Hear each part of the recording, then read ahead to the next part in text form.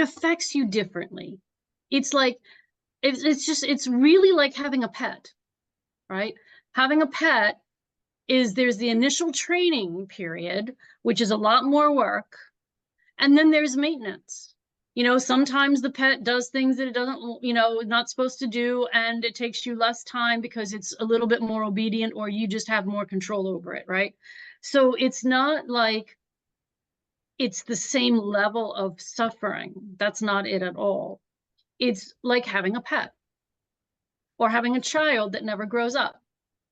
My pet And doesn't listen to me. She does what she wants, that one. Oh, she's bad. so I will describe for you what one of my past students in the class had described.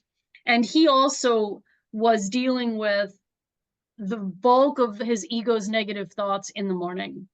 And he took this journaling very, very seriously in terms of writing down all of the negative thoughts that running through the head so that he could take a look at it and see it. And he said he had over 500 pages of stuff. And he really was seeing the themes develop. He was starting to see some of the commonalities, the sources of all of that.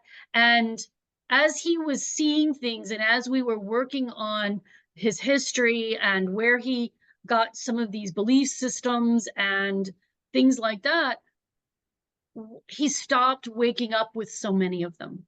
And what he did still wake up with, he was able to dispense with very quickly. Oh, that's not true. That's old stuff. I don't need that.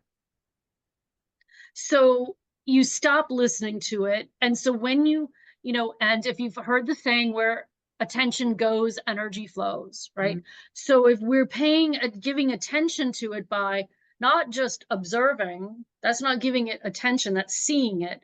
Giving it attention is like, oh my gosh, what am I going to do? I feel terrible. Oh, there's this and there's that and there's other, right? We're pouring water on it. We're giving it some nutrients, and we're allowing it to flourish because we are giving it that attention of flourishing. So that's what we want to stop doing, but still be able to see it so that we can see what's behind it, so that we can get to the root and then start healing the root of it. And what we're healing the root of is what we're kind of getting to a little bit today. We'll get to a lot more either next week or the week after when we do our stories. And that's really when stuff pops up. So it's, for example, if there is belief systems out there that you think other people hold a belief. Let's just say there's a belief, okay, the earth is flat, or, you know, aliens are going to come and take over Manhattan. Whatever that statement is that somebody else believes, that you say, oh, that's total horse poop. That's what it starts becoming when your ego starts giving you its nonsense, and you're like, yeah, that's horse poop. Yeah, I'm not doing that. So that's what it becomes. And so this guy that was using and you know, journaling all of this stuff, you know, he said it really was helpful for him to see all of the crap that his ego was doing, and it was then easier to see that it was in fact crap because it was connected, it was just ridiculously negative, and it was overwhelming and very oppressive. And so that's what helped see.